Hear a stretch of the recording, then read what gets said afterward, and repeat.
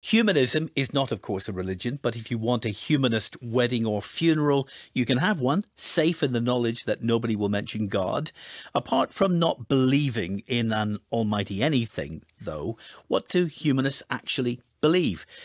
More than 50 humanists have taken part in the podcast series What I Believe. It's hosted by Andrew Copson, Chief Executive of Humanists UK, and there's a book on the way too. Andrew's with us now, along with one of his podcast contributors, Nichola Raihani, Professor of Evolution and Behaviour at University College London and author of The Social Instinct. Welcome to both of you. Good morning, Andrew. Good morning, Nichola. Andrew, can I challenge you, first of all, in 30 seconds or less, to give us your definition, your working definition? What is a humanist?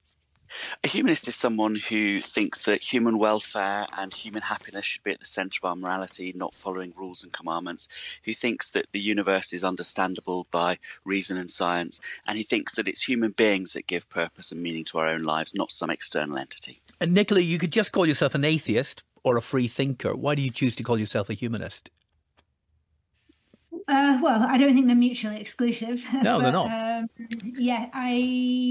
think there's something positive about being a humanist. So rather than just saying you don't believe in something, you can say something that you do believe in and some values that you do live by. So I think there's a positive case to be made for humanism that sets it apart from atheism. A positive form of belief in the world rather than just a negation of some other kind of belief. Andrew, some atheists have been critical of humanism, suggesting that it is essentially Judeo-Christian Western values minus the God bit. Do they have a point?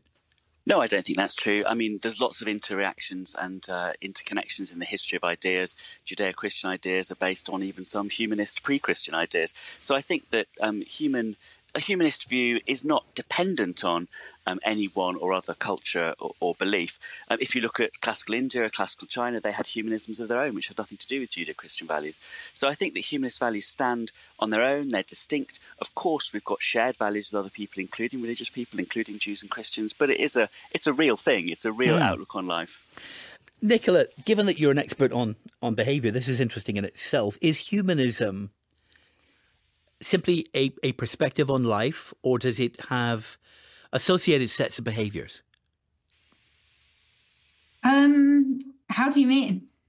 Well, are there humanist behaviours, as there might be other kinds of ethical codes that are underlying religious behaviours, practices? Right. I mean, okay. So I guess one of the key things and one of the things I've been really interested in is the idea of cooperation, or why individuals help one another. That's something that is obviously very central to the idea of humanism. And it's been the focus of much of my research over the past sort of 20 years or so now.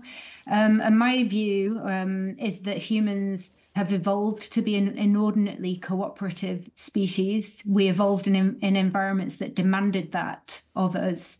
And we can understand that cooperative nature as part of our evolved psychology that we've all been endowed with, whether we're religious or humanist or atheist. So I think that's one of the central things that my work and also the ideas entrenched in humanism have in common. So humanism rather sings rather well with that evolutionary perspective on cooperation. Andrew, what about some of the other disagreements that we find in any groups? Are there disagreements amongst humanists over what you believe?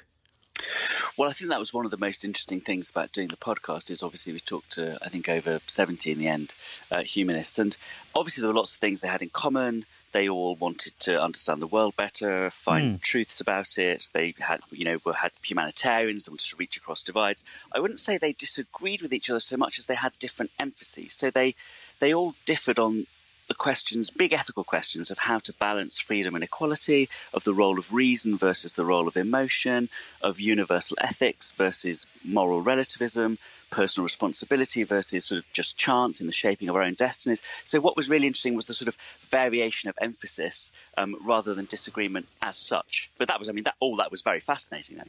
So you could be a humanist who is supportive of any particular moral debate in the world today? I mean, there are debates about trans issues, there are debates about abortion, there are debates about capital punishment, presumably there are debates about war and any particular war. Humanism doesn't in itself put you in one side or other of any of those debates. Is that fair? I think what characterises the humanist approach is what you bring to the table as the ways of sorting out those questions. So, I mean, humanists have had an ongoing ethical conversation for a couple of thousand years to which everyone is invited. And what we bring to the table is a concentration on human happiness and welfare, and of course, more recently, the welfare of other animals, a commitment to reasoning things through, a commitment to working together to find the answers, a commitment to trying to empathise with others and to put, the results of our moral actions right firmly at the centre of our discussions about what to do and how to be good and what the right actions are. So I think it's that commitment, it's that approach, it's that perspective more than the specific answers, which of course anyway change with the context, which is another humanist value,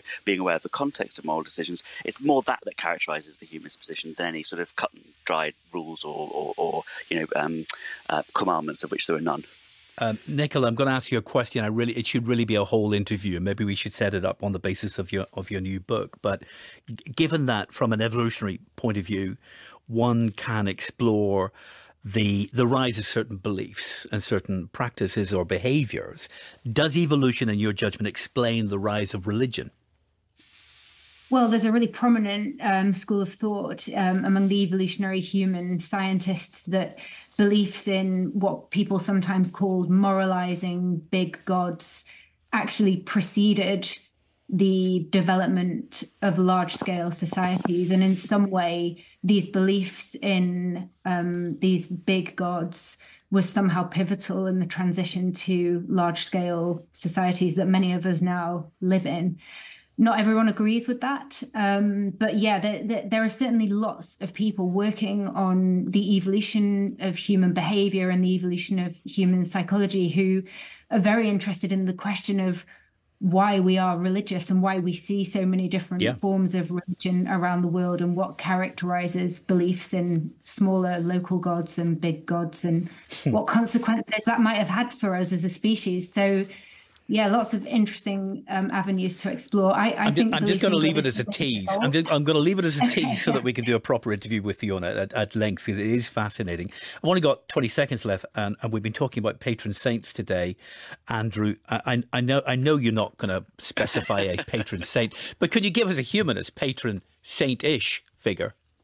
I think most people go for Bertrand Russell. Oh, I thought you'd go for Charles Darwin, and you went for Russell.